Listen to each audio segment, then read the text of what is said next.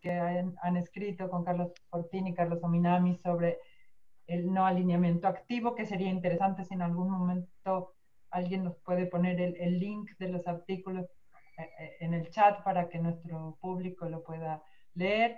Agradecerles a todos y a todas las que siguen estos eventos que para nosotros son muy importantes. Como ustedes saben, nosotros estamos fortaleciendo con nuestro coordinador Andrés Borges el programa de estudios chinos en el Instituto de Estudios Internacionales para reflexionar sobre este nuevo actor. Sin más, Andrés, te doy la palabra y les reitero a Margaret y al embajador su buena disposición para que tengamos la oportunidad de escucharlos a los dos. Muchas gracias, Doris, y también a la alta convocatoria que tenemos esta tarde. Hoy vamos a hablar sobre las claves de las tensiones entre dos grandes actores del contexto internacional y sus implicaciones para nuestra región. A manera de introducción, por favor, les pido apagar los micrófonos para que no se generen problemas de comunicación.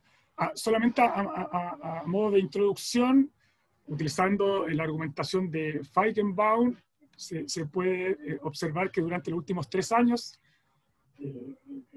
entre Estados Unidos y China, ha habido un incremento y una profundización de las tensiones desde la guerra comercial en adelante, y esto ha derivado en al menos 3 dinámicas y otras más que se van a explorar en esta tarde, ligadas, ¿cierto?, a estas tensiones. Por un lado está la securitización de las relaciones entre Estados Unidos y China, donde la economía ya no mitiga la competición en seguridad, la integración económica ya no es el argumento que mitiga ese fenómeno.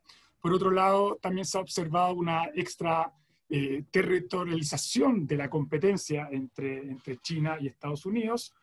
Por ejemplo, las estrategias de seguridad se transforman también en herramientas extraterritoriales que tienen implicaciones para diferentes regiones, y en particular hoy vamos a abordar para América Latina, donde, por ejemplo, los países van actuando con mayor cautela en asuntos ligados, por ejemplo, al paradigma tecnológico.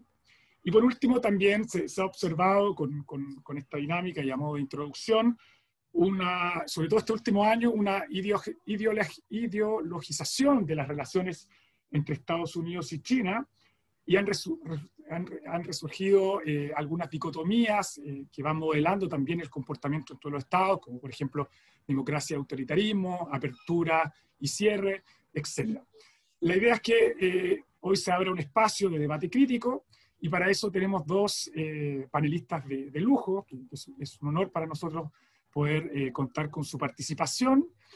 El modelo de debate que vamos a tener, el panel que vamos a tener esta tarde, va a tener una dinámica bastante simple. Primero, los panelistas alrededor de 20 minutos van a presentar sus argumentos con respecto a las claves de estas tensiones y a sus implicaciones para la región, para que luego tengamos un espacio de 1 a 2, y idealmente, si no alcanza el tiempo, de 3 rondas de preguntas del público, por lo cual los invitamos a, en la medida que lo estimen, ir escribiendo sus preguntas en el chat que está dispuesto en la parte inferior de esta plataforma. A continuación procederé a hacer una breve presentación de los panelistas para que ya comencemos con la actividad. En primer lugar, hoy nos presentará sus argumentos Margaret Mayres. Ella es directora del programa de Asia y América Latina en el Diálogo Interamericano en Estados Unidos. Ella recibió su licenciatura en la Universidad de Virginia y también tiene estudios de posgrados en la Universidad de George Washington, la Universidad de Tecnología de Zhejiang en China y la Universidad de Johns Hopkins en Estados Unidos. Margaret ha publicado una serie de artículos con alta relevancia, han establecido en conjunto con otros colegas de ella una base de datos sobre las inversiones y los préstamos de China en nuestra región. También cabe señalar que antes de llegar al diálogo interamericano, ella trabajó como analista sobre China y América Latina en el Departamento de Defensa de Estados Unidos y también como consultora de importantes instituciones internacionales como el Banco Interamericano del Desarrollo, y desde la perspectiva académica también ha sido académica de la Universidad de Georgetown. Luego, tras la finalización de la participación de Margaret, de la presentación de Margaret, tendremos la presentación de Jorge Heine. Él es embajador, abogado y también académico. Tiene una larga trayectoria en cada una de estas variables. Jorge se graduó de la Facultad de Derecho de esta Casa de Estudios de la Universidad de Chile y realizó su maestría y doctorado en la Universidad de California en Estados Unidos. Como diplomático ha sido embajador de Chile, ¿cierto?, en China, en India y también en Sudáfrica, por lo cual tiene un conocimiento complejo del sur global y también en particular de Asia. En términos académicos ha sido profesor de prestigiosas universidades en Europa, en Asia, en Norteamérica, y miembro de consejos editoriales de importantes revistas como la Foreign Policy, y vicepresidente de la Asociación Internacional de Ciencias Políticas, de IPSA. Ha publicado más de 15 libros y un centenar de artículos académicos en diferentes revistas a nivel internacional. Actualmente el profesor Jorge Heine es investigador y profesor de la prestigiosa Universidad de Boston. Sin más, dejo la palabra a Margaret para que nos presente sus argumentos al respecto. Muchas gracias nuevamente, Margaret. Bueno, muchas gracias Andrés por la amable introducción y también a Andrés, y a Dorotea y la Universidad de Chile por la invitación. Es un gran placer estar aquí con ustedes y especialmente con el estimado embajador Jorge Heine, quien ha jugado un papel absolutamente fundamental en el desarrollo de relaciones Chile-China y también Chile-Estados Unidos y también, como sabemos, Chile y las relaciones entre China y India. Lo que me gustaría hacer es usar mi tiempo limitado hoy para ofrecer 3 o 4 observaciones sobre las relaciones entre China y los Estados Unidos en este momento y los varios efectos de estas great power, se dice, ¿no?, en inglés, relaciones en la región, en América Latina y el Caribe, si podemos hablar de eso también. Y primero, mi primer punto es que mucho dependerá, y no es una sorpresa, ¿no?, en la economía global y también para toda la región, de cómo evoluciona la competencia entre China y Estados Unidos en los próximos meses y años. Y es muy evidente ahora mismo que las cosas solo están empeorando en las relaciones entre Estados Unidos y China, entre Washington y Pekín. Los efectos de la guerra comercial entre Estados Unidos y China han sido en general perjudiciales, no solo para la economía mundial y para una gran cantidad de compañías internacionales, sino también para la economía estadounidense. Un estudio en septiembre de 2019 de Moody's Analytics encontró que la guerra comercial ya le había costado a la economía estadounidense casi 300,000 puestos de trabajo y un estimado 0.3% del PIB real. Otra investigación encontró que las empresas estadounidenses perdieron al menos 1.7 billones de dólares en el precio de sus acciones como resultado de los aranceles impuestos a las importaciones de China. Entonces, ha sido difícil no solo para la economía global, mundial, pero también para empresas en los Estados Unidos y para varios sectores que en realidad son muy importantes en las elecciones que vienen en noviembre. Como sabemos, la administración Trump también ha sido muy vocal en sus críticas de China, tanto antes de COVID-19 que ahora en el medio de la pandemia, y dedicado a compartir con países en esta región, no solo Chile, pero casi todos los otros países en la región, información sobre las posibles amenazas asociadas con la inversión y el financiamiento chino. Pero aunque funcionarios en la administración Trump han sido especialmente agresivos hacia China, la inclinación halcón en Washington es ampliamente bipartidista, con apoyo del lado republicano y del lado demócrata. Y aparte que en la comunidad empresarial hay un apoyo amplio para el desacoplamiento tecnológico en particular. Y por esta razón creo que nos dirigimos hacia un periodo de empeoramiento de las relaciones y una dirección muy peligrosa, como señaló recientemente el secretario general de las Naciones Unidas. Es un peor escenario, o en un peor escenario, todo esto podría resultar en una confrontación militar. Y hay preparaciones en China y también en Estados Unidos para esta posibilidad. Como mínimo, una situación en la que podemos ver una situación en la que las dos economías más grandes dividen el mundo y presentan grandes problemas para la economía mundial, o pocas opciones por lo menos, ¿no? Los únicos puntos brillantes ahora, si podemos llamarlos así, son la negociación comercial continua entre Liu He, representante de China, y Lighthizer, representante de Estados Unidos, y también los esfuerzos por parte de China para alcanzar los objetivos del acuerdo comercial fase 1 que firmaron China y Estados Unidos en enero. Este acuerdo determinó que China compraría bienes estadounidenses por valor de $200 mil millones en un plazo de 2 años, incluidos muchos productos agrícolas.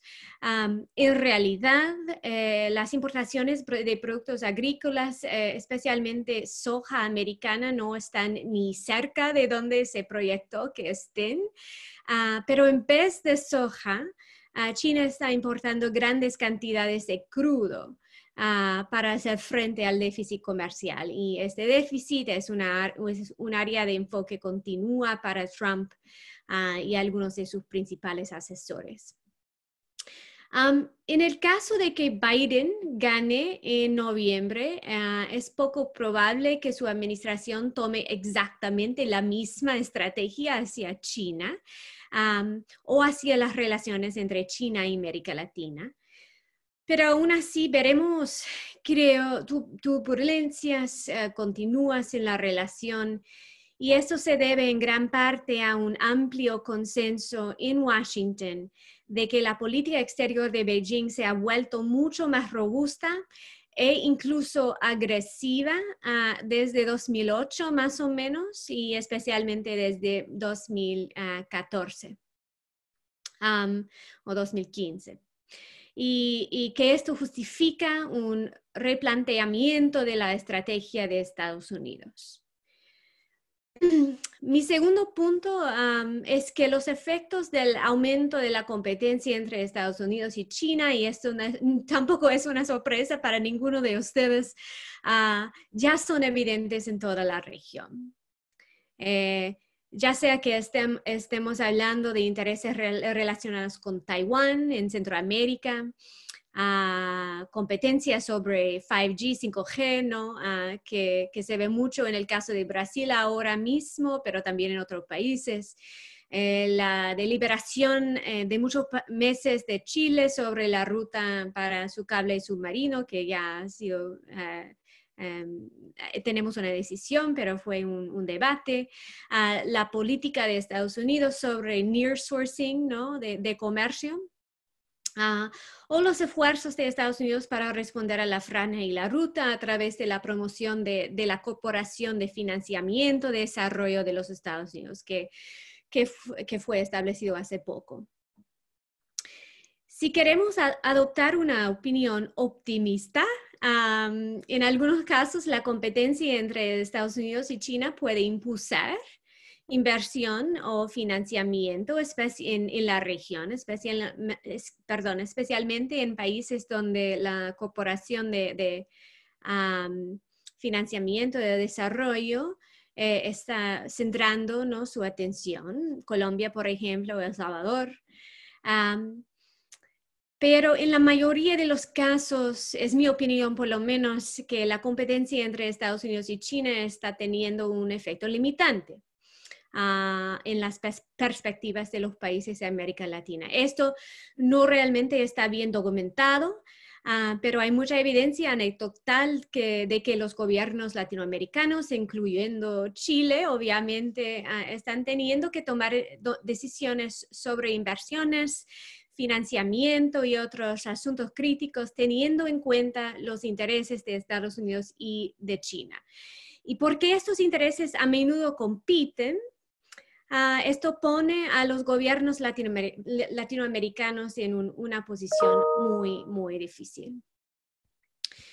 Y aunque los Estados Unidos y otros países desarrollados parecen estar en gran medida en la misma página en sus preocupaciones sobre tecnología china, y puede ser que es una preocupación importante y legítima, es una realidad también que los esfuerzos de Estados Unidos para limitar la actividad de Huawei y otras compañías chinas podrían resultar en oportunidades más limitadas de inversión en algunas industrias en la región, de industrias tecnológicas en particular, ¿no? Y también precios más altos para ciertas tecnologías clave. Y eso es un problema, ¿no?, para muchos países en la región, especialmente ahora en esta época de COVID-19, donde no hay muchos recursos para invertir en este tipo de estos sectores, por lo menos. Mi tercer punto es que, aunque personalmente creo que la política estadounidense hacia América Latina en este momento en particular es vergonzosa, basada en gran medida en los propios intereses electorales de Trump y demasiado centrada en China. Nuestros oficiales han perdido mucho tiempo hablando de China cuando podrían hablar de las relaciones bilaterales y maneras de aumentar cooperación con nuestros socios en América Latina. Todavía es en el mejor interés de la región al involucrarse con China. Pero tener también en cuenta la amplia gama de literatura sobre las tendencias en la actividad china, ¿no? No solo en América Latina, sino con otras regiones. Y hay diversa literatura ahora. Jorge Heine ha escrito mucho de la literatura que existe, pero hay otros estudios muy importantes que han sido publicados recientemente. Una parte de la literatura académica y otras investigaciones serias apoya algunos de los puntos hechos por Estados Unidos. Es verdad, ¿no? En otros casos, las reclamaciones de Estados Unidos son refutadas. Las afirmaciones de los Estados Unidos sobre las trampas de la deuda de China son especialmente endebles en el caso de América Latina, por ejemplo, porque la tasa de financiamiento que que vemos ahora está... No vemos muchos préstamos de nuevo ahora. Y hemos visto muy poco por casi 5 años ahora. Entonces, no es una preocupación muy importante en el caso de América Latina. Puede ser en otras regiones, pero esta narrativa tiene pocas implicaciones en este caso, en esta región ahora mismo, con la excepción quizás de Venezuela. Los estudios de caso de desarrollo, finanzas e inversiones de China en la región indican que las compañías chinas normalmente no están entre los peores ni los mejores del mundo en términos de resultados ambientales y sociales. A diferencia del Banco Mundial y otras instituciones multilaterales que desarrollan sus propias normas y salvaguardias para reducir impactos negativos, los inversionistas y prestamistas chinos seleccionan y implementan proyectos únicamente de acuerdo con los requisitos legales del país en que están invirtiendo. Como resultado, y esto es muy importante, sus proyectos tienden a resultar mejores en aquellos países como Chile, por ejemplo, que mantienen sus propios altos estándares para la inversión extranjera. Y bueno, es algo que se ve mucho en la literatura amplia sobre este tema en particular. Independientemente de la retórica estadounidense, países en la región también deben tomarse medidas para avanzar las relaciones bilaterales con China a fin de garantizar que obtengan el mayor beneficio posible. Si las telecomunicaciones van a ser una área de tensión en los próximos meses y años, y creo que sí, obviamente van a ser, entonces es muy importante que gobiernos en la región se ponen en marcha políticas que garanticen una transferencia de tecnología suficiente o capacitación en habilidades, por lo menos, ¿no? Y que también promueven un grado de soberanía de datos y la seguridad de redes. Y esto es, por supuesto, muy difícil porque estas tecnologías generalmente avanzan más rápidamente que las leyes que las rigen, incluyendo en los Estados Unidos. Es un problema muy grave que enfrentamos ahora mismo aquí también. Y finalmente, mi cuarto punto, a pesar de las advertencias de los Estados Unidos, creo que muchos en América Latina todavía se preguntan y esperan mucho que China venga a rescate en los próximos meses, a rescatar a las economías en la región en los próximos meses y años. Algunos de ellos ven afectados por el bueno, en este sentido diría que hay muchos factores, ¿no?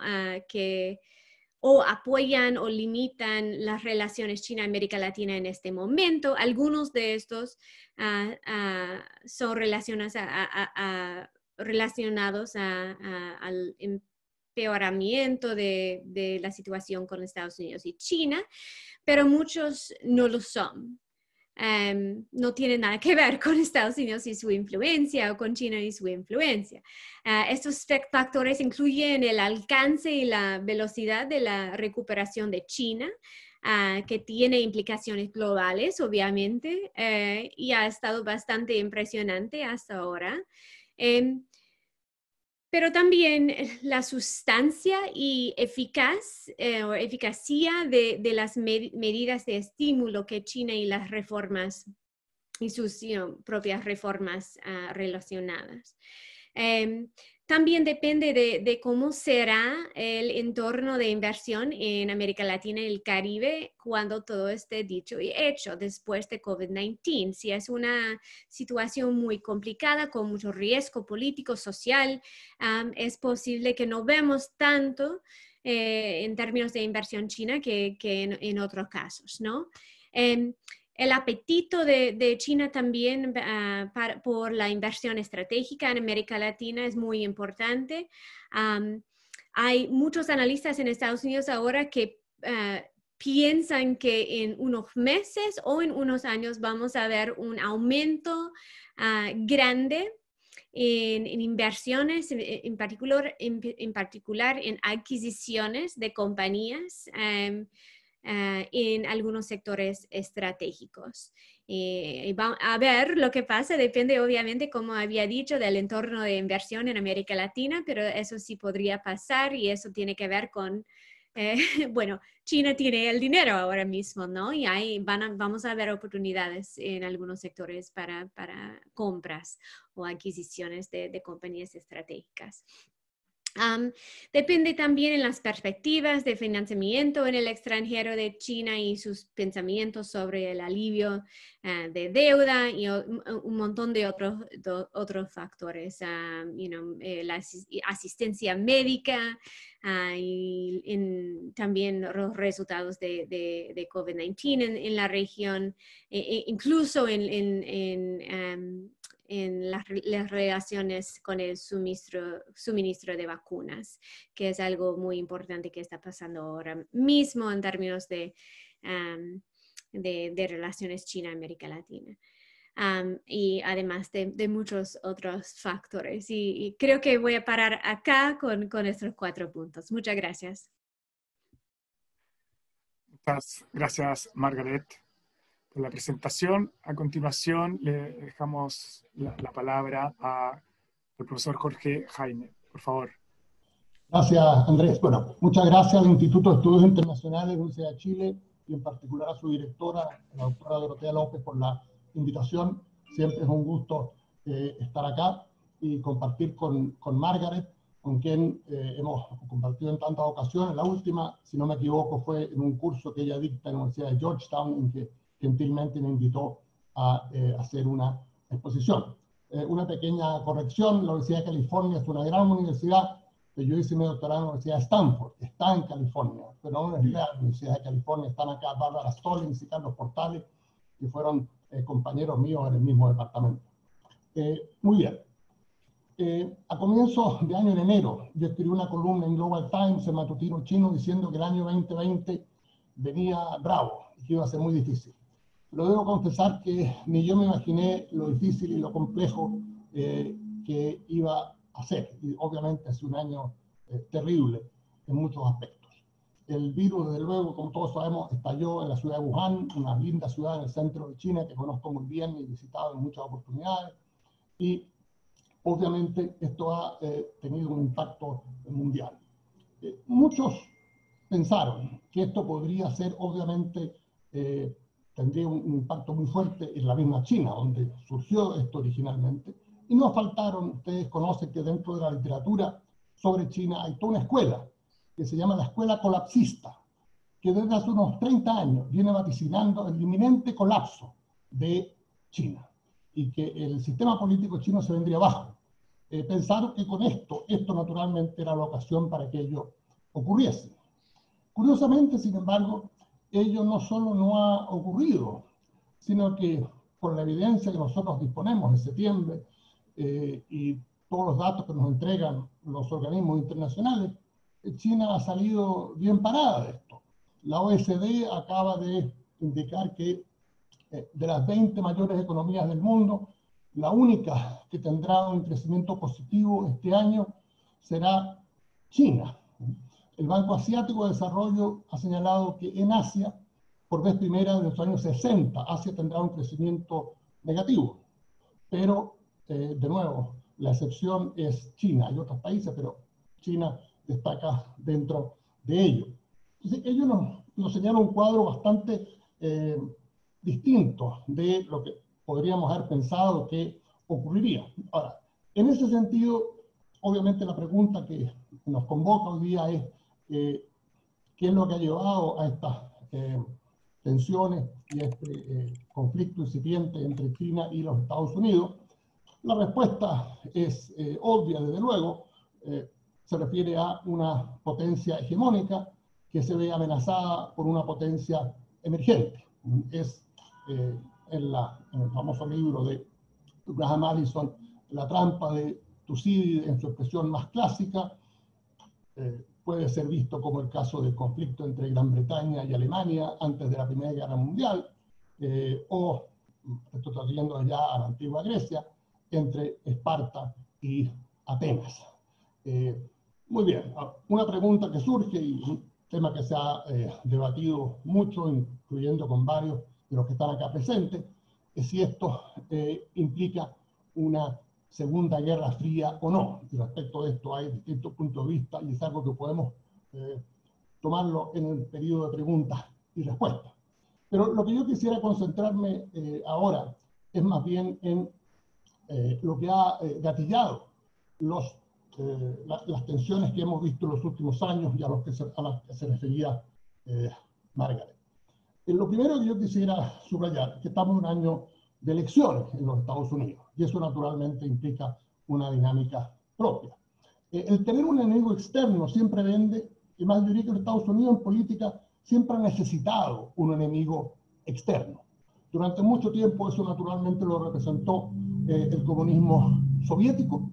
Al desaparecer la Unión Soviética, ello fue reemplazado por el así llamado terrorismo islámico, y hoy día ha sido reemplazado por el Partido Comunista Chino, definido por el secretario de Estado Hu Jintao como la mayor amenaza a la humanidad hoy.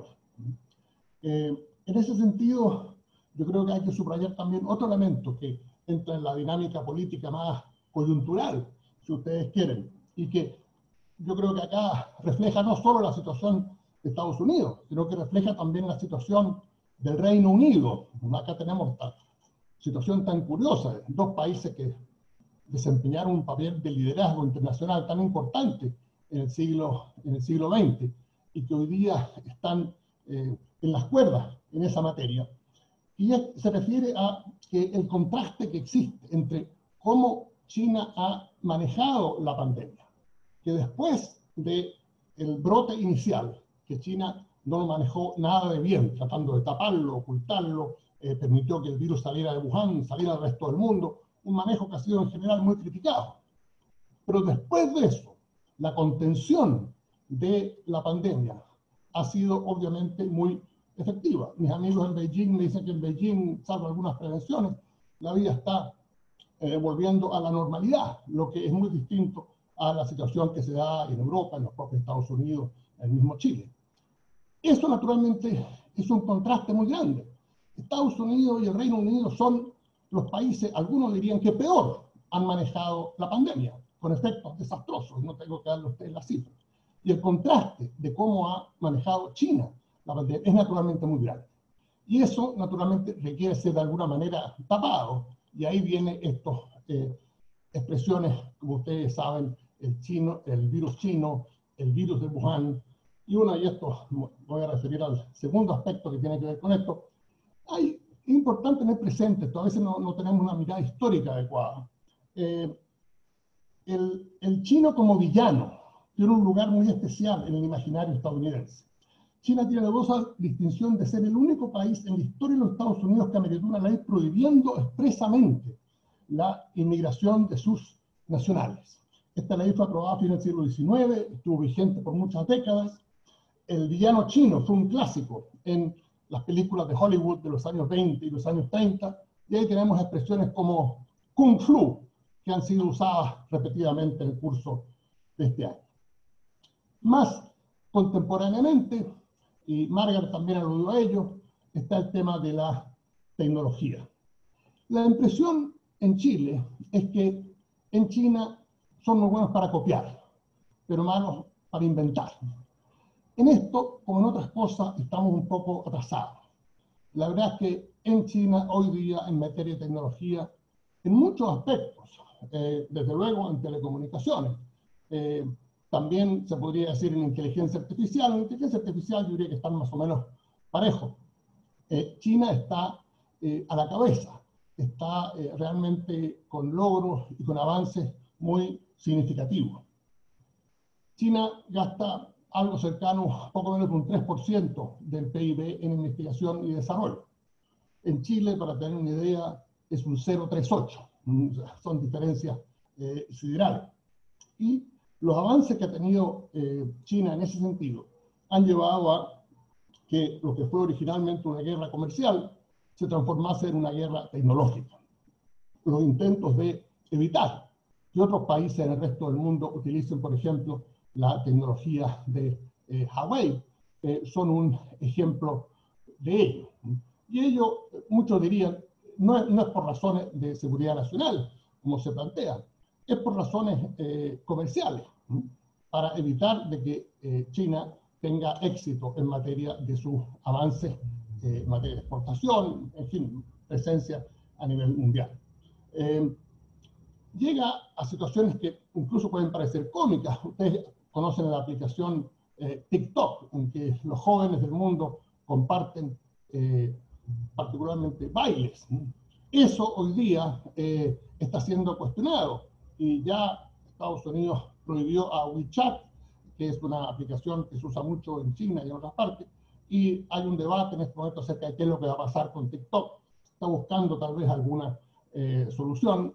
Algunos dirían que atribuirle carácter de amenaza a la seguridad nacional una aplicación de bailes juveniles es realmente estirar la cuerda, pero en eso estamos. Ahora, hay un tema bien interesante que tiene que ver con la tecnología, que aún la tecnología de ese tipo permite extraer datos y obtener datos de los usuarios de manera muy invasiva, ¿no? Hay un tema ahí que yo creo que es importante resolver, de cómo fijar parámetros tecnológicos que permitan que estas aplicaciones, que eso se da también en los videojuegos, se puedan usar y se puedan desarrollar, y que las aplicaciones desarrolladas en los Estados Unidos y las desarrolladas en China puedan competir, sin que necesariamente pasen a ser instrumentos que puedan extraer una cantidad enorme de datos sin necesariamente el conocimiento del usuario y con efectos naturalmente negativos para la privacidad. Muy bien. Ahora, nada de esto quiere decir naturalmente que China no ha contribuido a atizar el fuego. La política de China hacia el Mar del Sur, su manejo con las diferencias fronterizas con India, el manejo de los derechos de los uigures en Xinjiang, en fin. Obviamente todo ello también ha contribuido a exacerbar las tensiones que se han dado y que nos han llevado al cuadro en que estamos actualmente. Muy bien. Ahora, ¿qué tiene que ver todo esto y cuál es el impacto de todo esto en Estados Unidos? Digo, en América Latina. Esto en Estados Unidos y China. Bueno, yo diría que mucho. Y estamos viendo ya resultados muy concretos, efectos materiales. O sea, no estamos hablando de futuras tendencias del comercio. Estamos hoy día viendo efectos que se están teniendo en la región. Desde luego, el primero de ellos, el más reciente, fue la exitosa candidatura de un ciudadano estadounidense, Mauricio Claver Carone, a la presidencia del BID. Muchas personas informadas, y ha habido muchos reportajes al respecto, indican que el objetivo principal de terminar con 60 años de tradición de presidencia latinoamericana en el BID, algunos decían que había un precedente incluso con carácter de derecho consuetudinario al respecto, que fue no respetado, generando mucha animadversión y muchas divisiones en América Latina, fue para utilizar al BID como un instrumento para mantener fuera a China en el financiamiento de proyectos en la región y para poder utilizar al banco para los objetivos de seguridad nacional de los Estados Unidos, particularmente en relación a Cuba, en relación a Venezuela. Es una situación extraordinaria si nosotros lo pensamos. Cerca de la mitad del financiamiento del banco proviene de América Latina. Si se cambian los objetivos del banco, que dejan de estar orientados a promover el desarrollo de la región, y en cambio se destinan a promover los objetivos de seguridad nacional de los Estados Unidos, al cambio de régimen en Cuba, al cambio de régimen en Venezuela, tendremos que los países de América Latina estarían financiando la política exterior y los objetivos de seguridad nacional de los Estados Unidos, desde su propio presupuesto, desde su propio financiamiento al banco. Una situación sin duda insólita, por decirlo menos, pero ahí estamos. Un segundo punto, también mencionado anteriormente, es el caso del cable, el proyectado cable submarino de Internet entre Chile y China. Algunos han dicho de que participaron varios países que estaban interesados, Japón, en fin, y que al final se tomó una decisión. La verdad es que la historia del proyecto, yo la conozco bien porque yo fui quien lo conduje. La historia del proyecto es el siguiente. Chile le propuso a China hacer un cable submarino desde China a Chile que cruce el Pacífico Sur. En este momento, como quizás no hay ninguno. No hay ningún cable entre Asia y Sudamérica. Hay 50 que cruzan, casi 50 que cruzan el Atlántico Norte. no hay ninguno que cruce el Pacífico Sur. Entonces, el proyecto era un cable que una este gran mercado, la zona más dinámica, está más creciendo en el mundo, que se llama el mundo Asia Oriental, con Chile. Chile había pasado a ser la puerta digital de China para Sudamérica. Gran proyecto. Chile se considera un país digital, como el que más penetración tiene en materia telefónica en América Latina. En fin, es un concepto ahí. Se llevó a cabo fibra óptica austral, el proyecto que llevó Internet de Puerto Montt a Puerto Williams. En fin, eso, en definitiva, se firmó un memorándum de entendimiento, se hizo un estudio de prefactibilidad, luego se hizo un estudio de factibilidad y al final se decidió hacer un cable a Australia.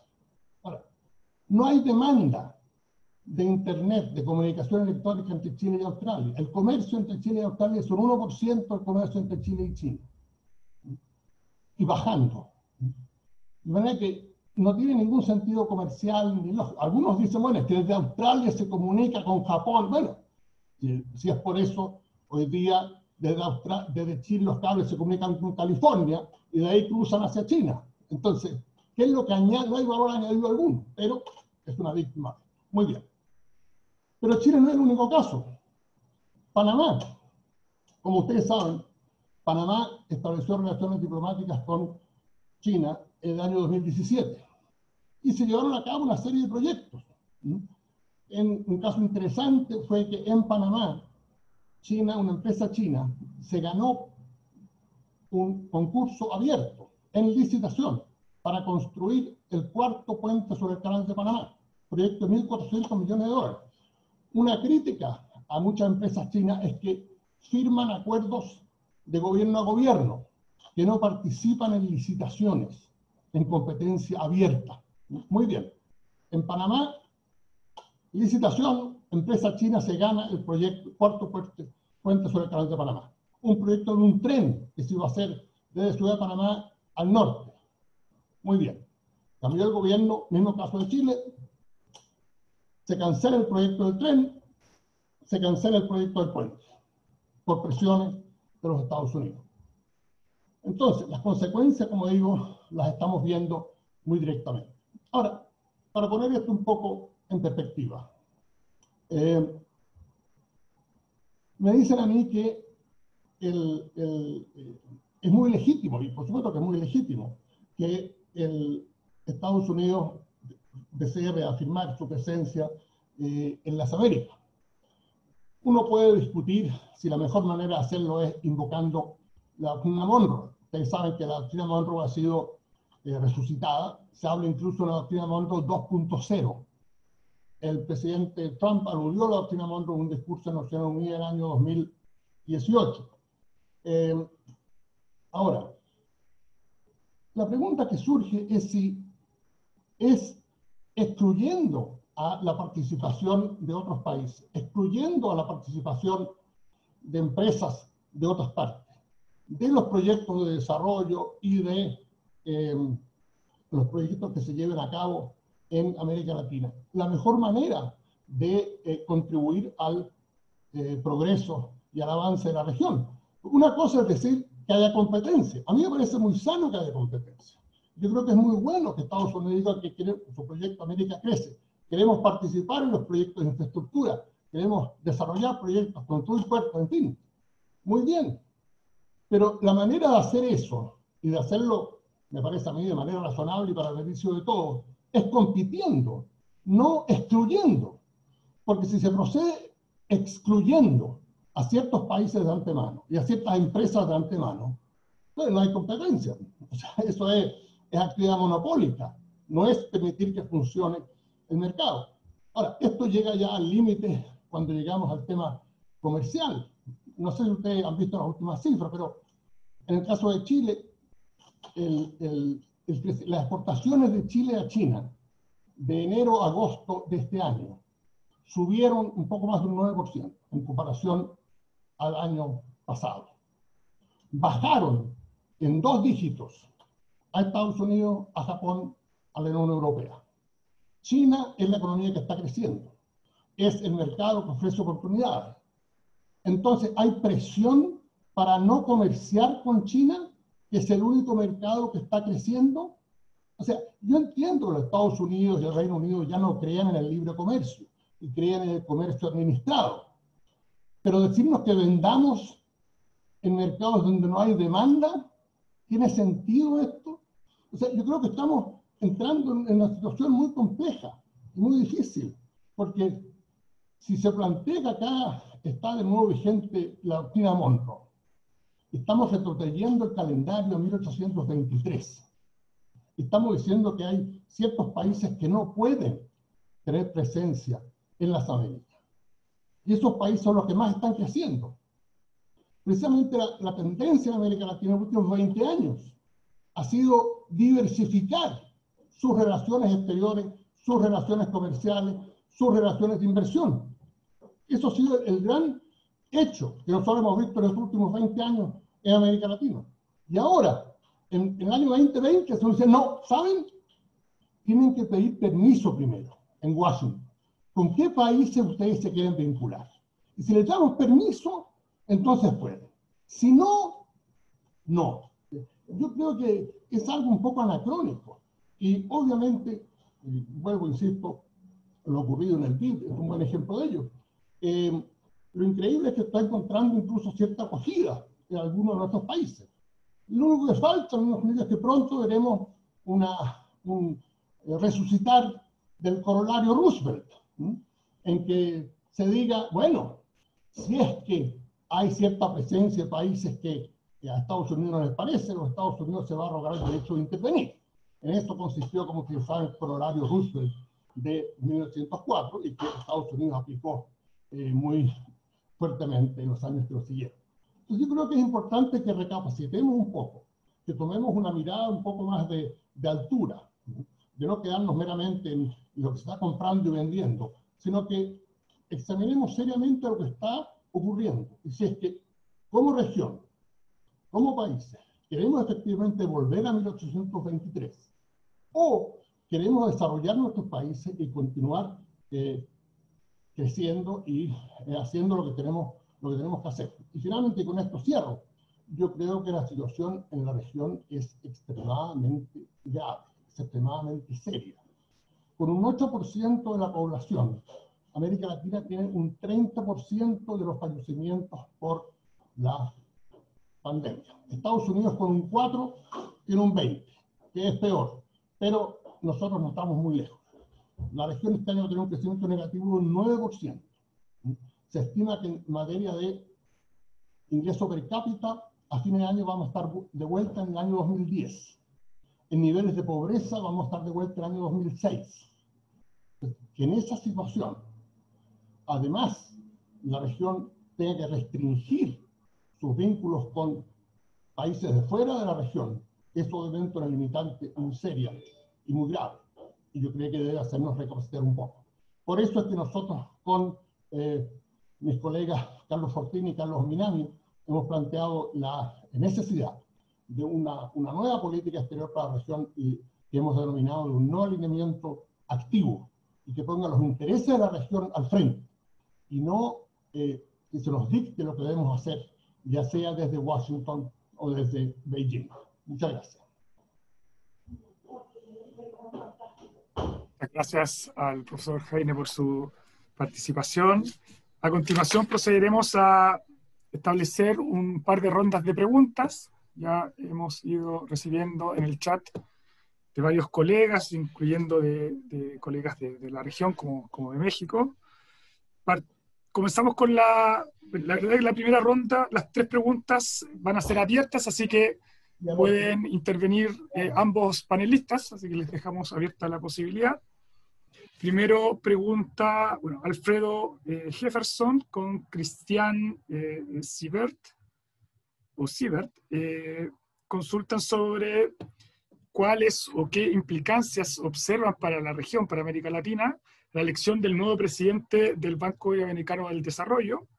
En este sentido, ¿cuál sería el rol de este nuevo presidente en el manejo de estas tensiones entre Estados Unidos y China? Si hay alguna relación al respecto. Esa sería la primera pregunta combinada de Alfredo con Cristiane. La segunda pregunta del profesor Daniel Lemus del TEC de Monterrey consulta si consideran que la llamada Wolf Warriors Diplomacy será una tendencia o la nueva cara de la diplomacia china. Y la tercera pregunta, este primer bloque, Natalia Escobar, consulta sobre un potencial triunfo de Biden, si este potencial nuevo presidente establecería una nueva configuración de la relación de Estados Unidos con las instituciones internacionales y en particular con la Organización Mundial de Comercio y de la Salud. Y en ese sentido plantea si este nuevo liderazgo de Biden dejaría sin efecto, por ejemplo, el retiro de Estados Unidos a la OMS. Serían las tres primeras preguntas. Dejamos abierto el panel, las pueden responder ambos. No sé si, Margaret, ¿quieres comenzar? Sí, sí puedo comenzar. Bueno, creo que... a ver, ¿dónde están mis notas? El embajador ya había respondido, ha tenido una respuesta muy buena a la pregunta sobre el BID, ¿no? Pero la elección de Mauricio no cambia por completo la misión del BID. Y estoy totalmente de acuerdo con el embajador.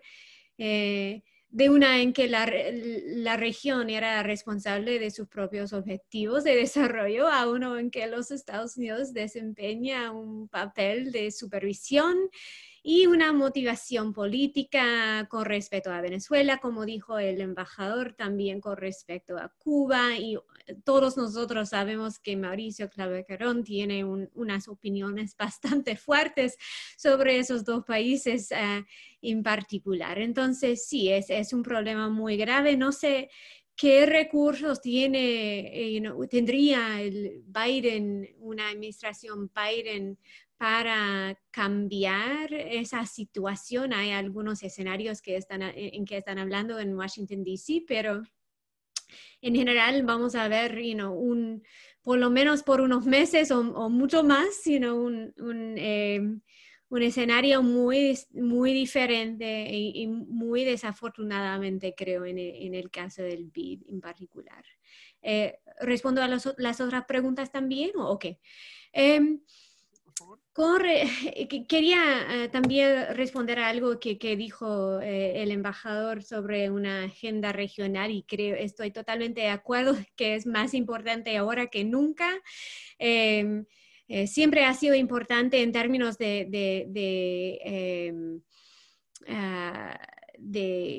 poder coordinar y negociar en manera mejor con Estados Unidos y también con China.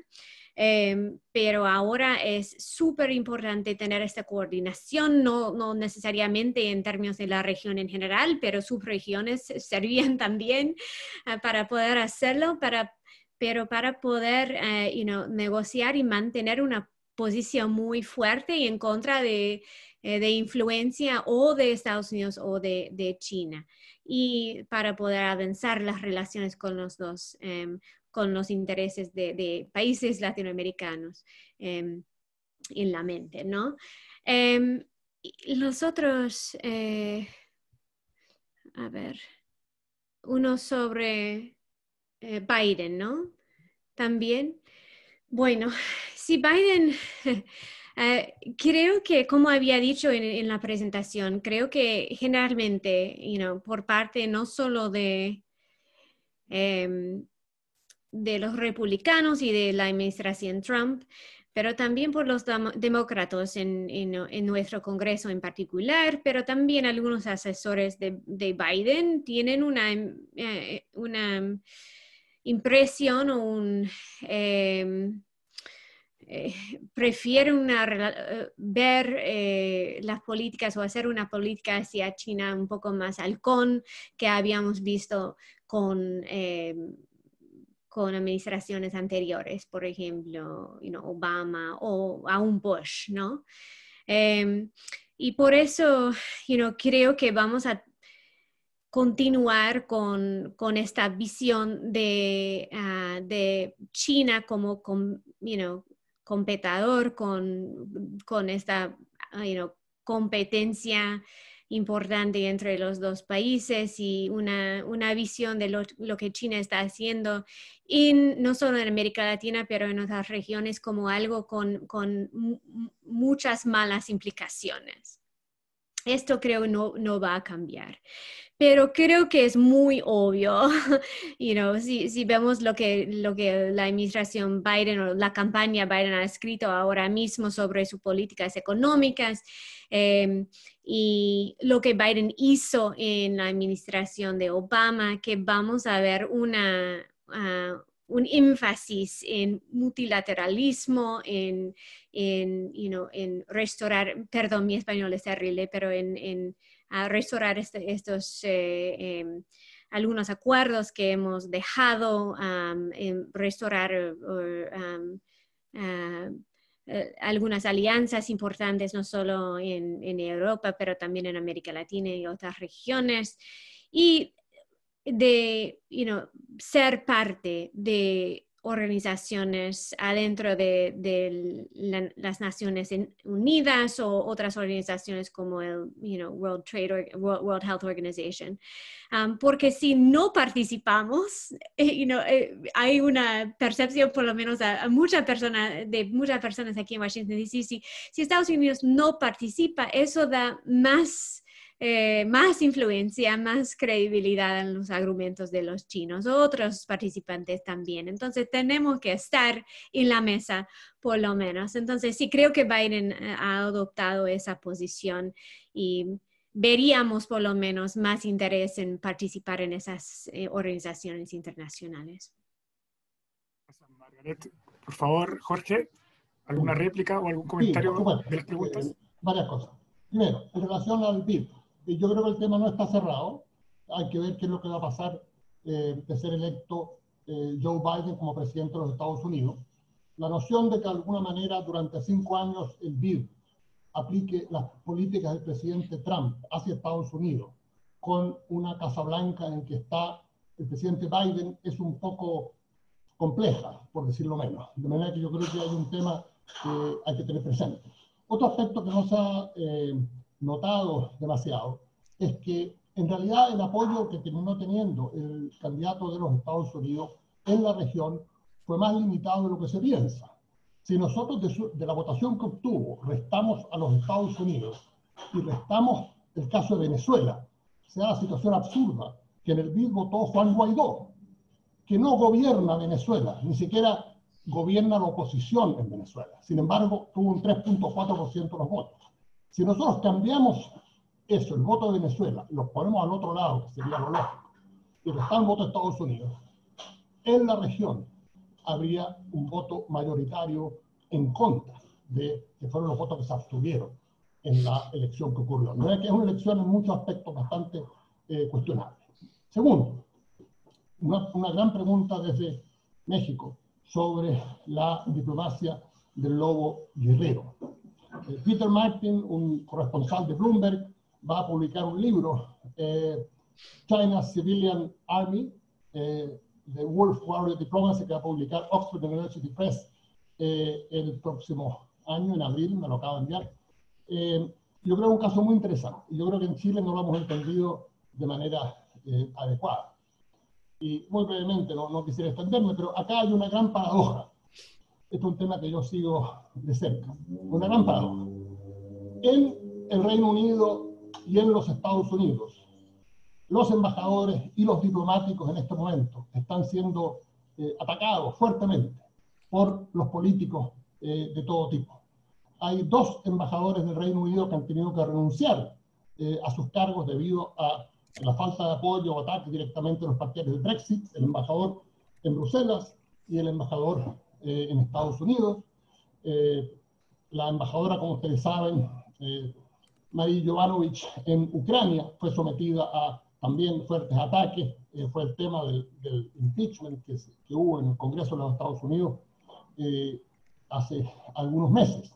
De manera que los diplomáticos en general en el mundo anglosajón están sometidos a fuertes ataques por los movimientos populistas, que los ven como ejemplo de individuos que han facilitado todo lo malo que tiene la globalización.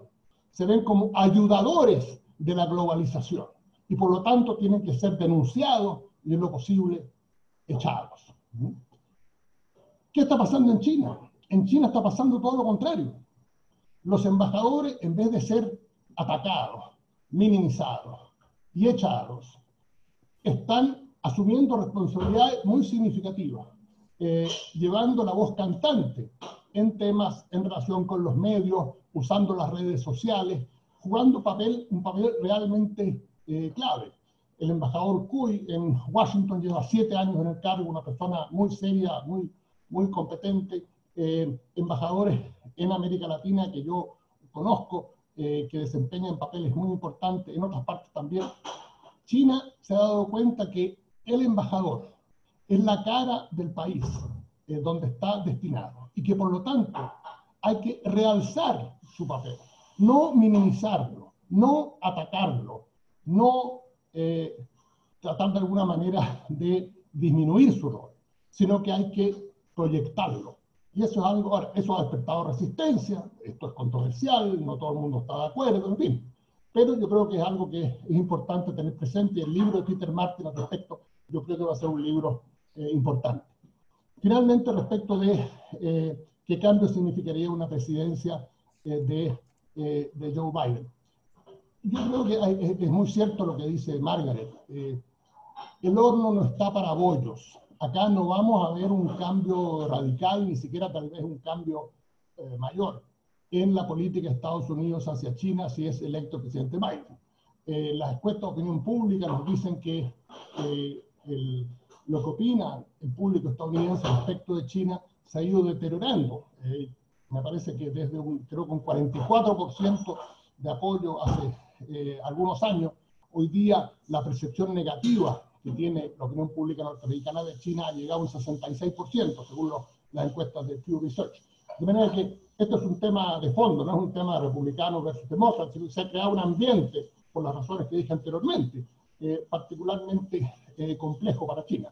Dicho eso, yo personalmente creo, y respondiendo ya directamente a la pregunta, en materia de organismos internacionales, un presidente Biden va a tener una política distinta. Y yo creo que volvería a la Organización Mundial de Salud. Yo creo que también tendría una política menos agresiva en contra de la Organización Mundial de Comercio. Volvería también, desde luego, al Acuerdo de París. En fin, yo creo que en materia multilateral veríamos un cambio significativo. Yo creo que también veríamos probablemente un cambio de tono en las relaciones con China, sin usar el vocabulario que se está usando ahora. Pero en materia de fondo, yo creo que las tensiones y las diferencias van a seguir. Gracias. Gracias, Jorge. A continuación procedemos a una segunda ronda de preguntas. También serán abiertas para ambos panelistas, para las que quieran abordar. Voy a comenzar por una pregunta que voy a articular entre dos pronunciados. Estaba por un lado el profesor Osvaldo Rosales, que nos plantea una serie de elementos, principalmente ligados a costos de la pandemia, del desacople entre China y Estados Unidos, que harían que las propuestas que plantearía Estados Unidos en la región y también sobre elementos más sistémicos como el avance tecnológico tengan algún grado de incertidumbre. Entonces, en ese sentido, plantea, asumiendo de que los costos principales de estas crisis, de esta situación coyuntural, afectarían a Estados Unidos, ¿cuánta viabilidad, pregunta Osvaldo, tiene la política de Estados Unidos de bloquear los vínculos de comercio e inversión de América Latina con China? ¿Vale? En esa misma dinámica se superpone, pero que creo que sería bueno para hacer una línea de argumentación, la profesora Bárbara Stalin plantea, asumiendo la demanda de Trump de ir movilizando cadenas de producción desde China hacia otras direcciones, hacia otros mercados, ¿Hasta qué punto América Latina podría aprovechar esta eventual movilización de cadenas de producción desde China hacia nuestra región? O sea, ahí estaría el contrapunto de la pregunta. Luego también Fernando Reyes Mata, el embajador Fernando Reyes Mata, nos plantea un comentario de que eventualmente China asume que en un escenario de confrontación militar que Estados Unidos es muy superior, por ende optaría por cambiar el escenario. Y en ese sentido deja abierta la pregunta, comentario, si ese cambio de escenario se trasladaría a un poder digital o inteligencia artificial que se asumiría que China tendría una mejor condición para un conflicto en esa línea. ¿Les parece si este segundo bloque lo dejamos en este par de preguntas, comentarios, y luego terminamos con una tercera intervención? Gracias. Margaret, ¿quieres partir? Sí, gracias. Primero quiero responder también a la pregunta sobre Wolf Warrior, porque es muy interesante eso de México. Y muy rápido, ¿no? Porque quiero responder a las otras preguntas también. Pero sí, creo que hay obviamente una opinión creciente en China que el país y algunos actores tienen un papel muy importante en que desempeñar como actor global, ¿no? Pero quizás, y eso creo que es muy importante, ¿no? Y va a afectar las relaciones en la región en el futuro. Hay muchas entidades chinas en el extranjero que hay esta opinión, ¿no? Por lo menos que hay muchas entidades chinas en el extranjero que necesitan protección, que están invirtiendo en sectores complicados con muchos riesgos, ¿no? Y puede ser que hay elementos hay nuevas instituciones de seguridad privadas, ¿no? Pero con empleados del PLA, People's Liberation Army, del ejército de China, que forman esas compañías, están participando en las compañías y van a estos países para proteger entidades chinas. Y hemos visto que estas compañías también encuentran sus propios problemas en la región, no tanto en América Latina todavía, pero ciertamente en partes de Asia y en partes de África. Entonces es parte de la cuenta que está evolucionando y que vamos a ver más sobre esos temas de seguridad de compañías chinas y su presencia on the ground en estos países y cómo afecta su capacidad de protegerse. Con respecto a lo que han dicho Osvaldo, y gracias por las muy buenas preguntas, y el embajador Reyes Mata, sí, creo que es verdad que hay menos posibilidad de una confrontación militar, ¿no? Por lo menos especialmente en América Latina, ¿no? Es muy improbable acá, pero sí creo que esta falta de comunicación es total que tenemos en los Estados Unidos, especialmente si no tenemos WeChat, Weixin, para comunicar con amigos en China, con personas con quienes hemos trabajado por décadas en China. Eso va a causar muchos problemas y va a aumentar la posibilidad de mala interpretación estratégica. Y eso sí puede causar problemas, no necesariamente aquí en Western Hemisphere, en nuestra parte del mundo, pero en el South China Sea o en partes de Asia, donde hay grandes posibilidades de conflicto y hay operaciones militares de Estados Unidos y una presencia creciente de China también, sí hay posibilidades de confrontación, y eso me da miedo.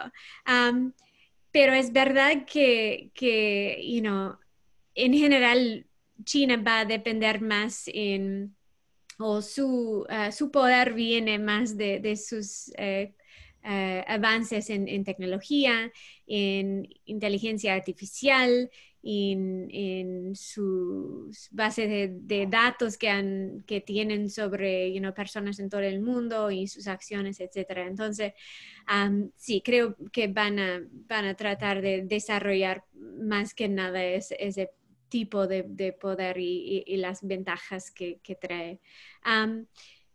¿Qué puede Estados Unidos hacer para debilitar o para competir más eficazmente con China en el área de tecnología? Bueno, no hay mucho si no invertimos más en esos sectores en los Estados Unidos. Es una recomendación que muchos han hecho, que Estados Unidos realmente tienen que invertir mucho más en telecomunicaciones y infraestructura de telecomunicaciones en particular. Pero lo que Estados Unidos sí puede hacer es debilitar a Huawei. No tiene...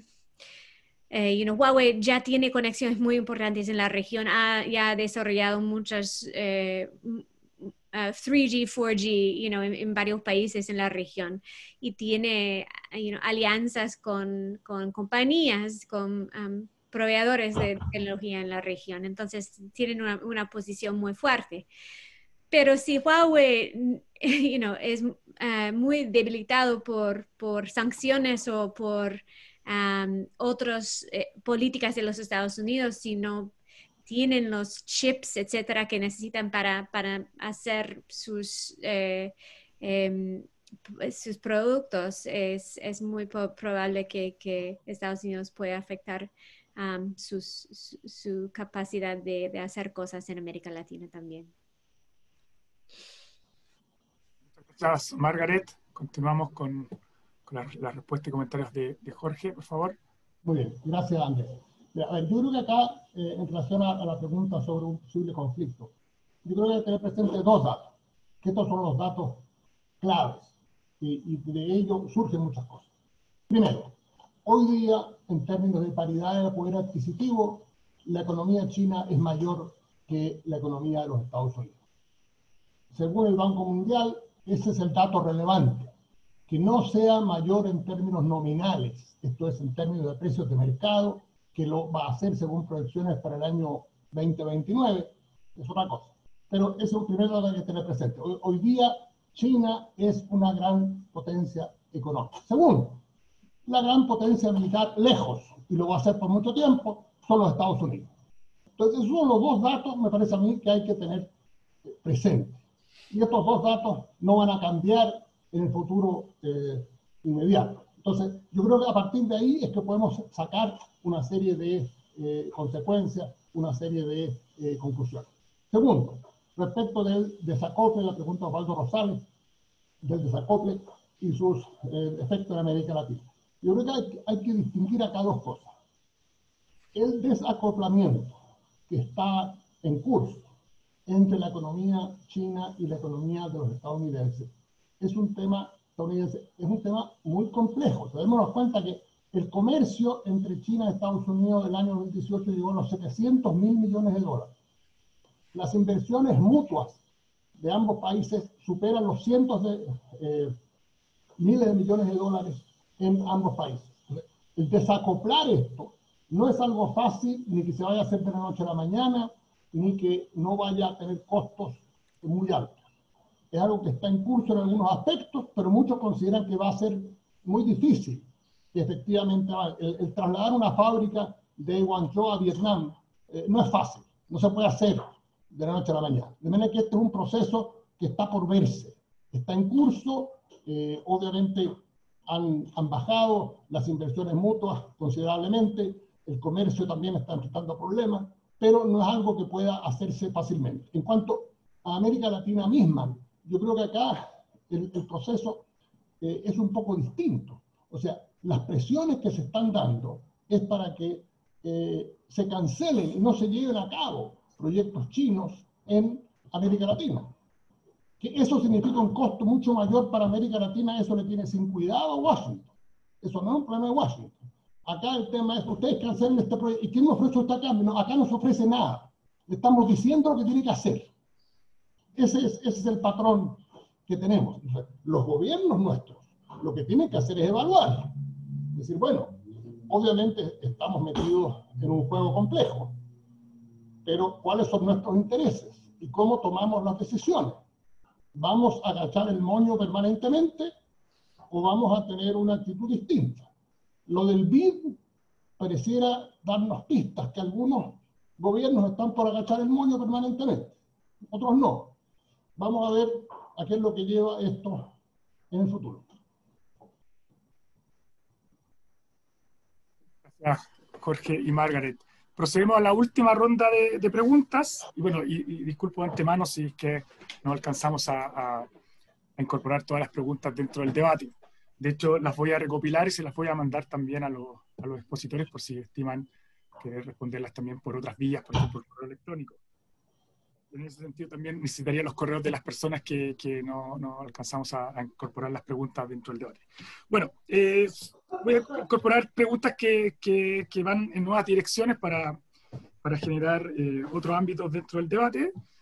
En primer lugar, Constanza Salinas, planteas un supuesto de si la guerra comercial entre China y Estados Unidos deviene o deriva de una mirada de antiglobalización del líder de Estados Unidos, de Donald Trump. Hace esa relación entre la guerra comercial y el rol del líder. Luego, Ivo Kasich plantea cómo interpretar la deuda de Estados Unidos bajo el contexto, o sea, de la deuda de Estados Unidos hacia China, bajo el contexto de esta tensión, dentro de este marco, si es que cambia, se reconfigura, ¿qué hay detrás dentro de esta dinámica? Por último, la verdad que me voy a tomar un poco el espacio y me gustaría hacer la última pregunta y que me está dando un poco de vuelta en la cabeza y que tiene que ver un poco también con lo que estamos conversando el día de hoy. Asumiendo de que existe una competición estratégica y va a crecer también una competición en términos de seguridad, pero que claramente, ¿cierto? La historia nos muestra que es una espiral, que no necesariamente todos funciona con los parámetros que en el pasado operaron, y asumiendo en ese sentido que habrían espacios espacios constructivos de las relaciones, que no va a ser solamente un ganar y perder, y asumiendo que puede ser esto gestionado y en base a eso una cooperación limitada. ¿Qué ámbitos ustedes piensan que podrían canalizar ese escenario de una cooperación limitada, de una cooperación constructiva en algunos ámbitos, asumiendo también que en este momento la variable económica, la integración económica de China en el contexto internacional ya no es suficiente como para poder generar este ámbito? Muchas gracias.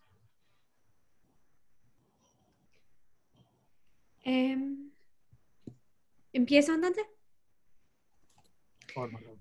Bueno, creo que la pregunta sobre la guerra comercial no fue dirigido a Jorge, pero me gustaría decir, y como había dicho, ¿no? También en mi presentación, que tampoco ha sido lo que Trump ha hecho con esta guerra comercial, ¿no?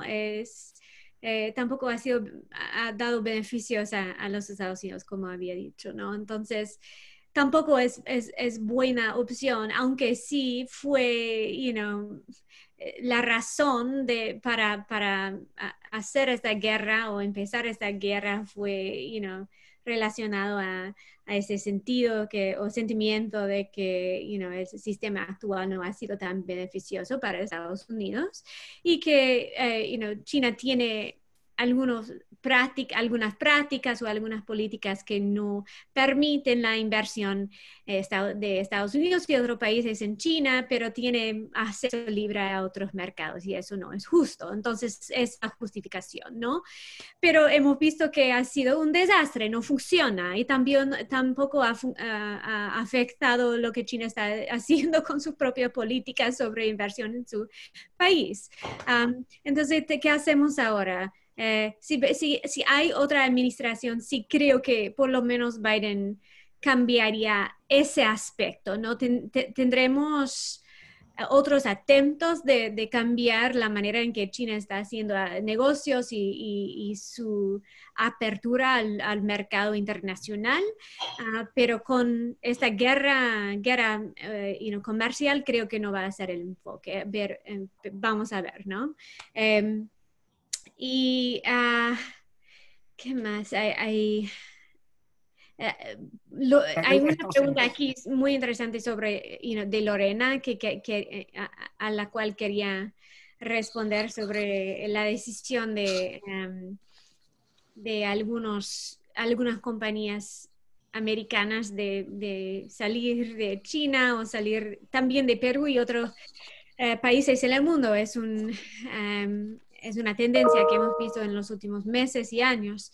Y eso refleja las distinciones, las diferencias en las economías y los sistemas políticos de China y América Latina, ¿no? Es muy difícil dirigir en Estados Unidos a empresas estadounidenses o internacionales de ir a un país e invertir. No podemos decirlo, podemos dar beneficios o hacer tratar de ayudarles a tener una presencia más amplia en esos lugares, pero es muy difícil decir, bueno, tú vas o tú no sales, ¿no? Y en realidad China hay muchas compañías en China que hacen sus propias decisiones, pero en otros casos el gobierno sí dirija a algunas compañías de ir y invertir y les dan mucho financiamiento para poder hacerlo. Entonces hay menos riesgo en general para esas compañías. Y depende del sector, obviamente, pero sí es un problema. Entonces cuando hablamos de competencia entre Estados Unidos y China, es súper difícil. Es un poco manzanas y naranjas. Entonces, y la manera de aumentar la inversión de Estados Unidos no es algo fácil de cumplir. Muy bien. Margaret. Sí. A ver, se me quedó en el tintero una pregunta de Bárbara Stolling sobre el nearshoring. Yo creo que es algo muy interesante. Yo creo que obviamente América Latina necesita más industria. Si ello puede ocurrir, yo creo que sería beneficioso para la región. La impresión que yo tengo, y Bárbara sabe de esto mucho más que yo, es que dado el desarrollo industrial de muchos de nuestros países, no sé cuántos de ellos están en condiciones de aprovechar una situación como esta. México se me ocurre que sí. Tengo entendido que Colombia ha sido puesto como un ejemplo, ¿no? Se le ha ofrecido, volviendo al tema del PIB, a Colombia se le han ofrecido muchísimos incentivos para adoptar la política que adoptó en el caso del PIB. Entre ellos estaría que se beneficiase del nearshoring. De manera que yo creo que efectivamente hay posibilidades concretas. Ojalá que ello ocurra, pero bueno, está por verse. En relación al tema de la deuda y los bonos del tesoro que tiene China, obviamente eso se podría denominar una especie de opción nuclear, digamos. China tiene eso y puede tomar medidas al respecto, que obviamente perjudicaría a Estados Unidos, pero también se perjudicaría a sí mismo. De manera que yo creo que eso no veremos grandes movimientos en ese frente. De nuevo, yo creo que mirando en términos más generales esto, a mí me parece saludable que los Estados Unidos diga necesitamos más inversión de empresas norteamericanas en América Latina, tenemos que preocuparnos más, tenemos que financiar más proyectos. Está una iniciativa que se llama América Crece, que está orientada a eso. Todo eso a mí me parece positivo. Ahora, yo creo que no deja de ser irónico que esto básicamente se gatilla debido a la presencia china. Si no estuviese esta presencia china, yo dudo que viésemos esas cosas. Recuerden ustedes que hace un par de años en Estados Unidos se quería abolir el Exim Bank y cerrarlo. De manera que tenemos esto. Todo lo que yo estoy diciendo es que lo lógico, lo razonable, no estoy diciendo que ello vaya a ocurrir, pero lo lógico y lo razonable sería ver una competencia entre las empresas, la inversión, el comercio de los Estados Unidos con China. y que nuestros países puedan tomar las mejores decisiones, y yo creo que todos nos beneficiaríamos de ello. Todo lo que yo estoy diciendo es que no me parece razonable una política de excluir, una doctrina Monroe en materia comercial y de inversión, porque eso es algo que niega todo lo que el mundo de hoy representa y todo lo que nosotros hemos avanzado como región en estos últimos 20 años para diversificar nuestros lazos diplomáticos, comerciales y de inversión. Gracias. Muchas gracias, Jorge y Margaret. Bueno, damos por finalizada la actividad. Agradecemos también a los asistentes. El video va a quedar en las redes sociales y tengo un par de preguntas que me han llegado a los correos electrónicos que también se las compartiré a los panelistas. Bueno, y gracias por este espacio también crítico, y le estamos avisando para las próximas actividades que van a irse organizando desde el programa Estudios Chinos y también desde el instituto. Muchas gracias nuevamente y hasta la próxima.